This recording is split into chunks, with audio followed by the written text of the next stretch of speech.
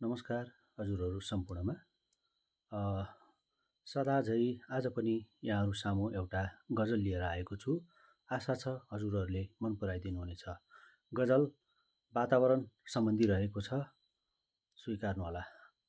गरेर दोहन प्रकृतिको आफैलाई सजाय दिँदैछौ, गरेर दोहन प्रकृतिको आफैलाई सजाय दिँदैछौ। सफा हावा शुद्ध पानी सब कुरा गवाउँदैछौ, सफा हावा शुद्ध पानी सब कुरा गवाउँदैछौ।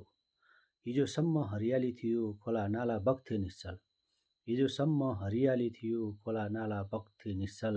आज धुवाँ धुलोभरि आफ्नै आयु घटाउँदैछौ। मानवकै गतिविधिले बिग्रियो यो जलवायु यहाँ, मानवकै गतिविधिले बिग्रियो यो जलवायु यहाँ।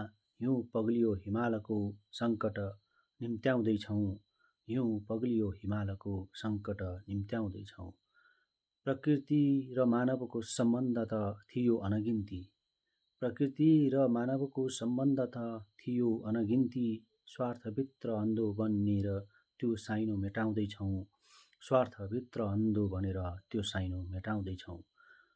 अप्रत्यक्ष असर हिजो देखियो आज प्रत्यक्ष देखिएको छ, अप्रत्यक्ष असर हिजो देखियो आज प्रत्यक्ष देखिएको छ।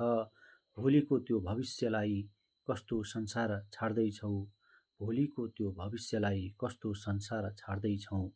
समय छँदै सोचौँ अब रुख रोपौँ वन जोगाउँ, समय छँदै सोचौँ अब रुख रोपौँ वन जोगाउँ।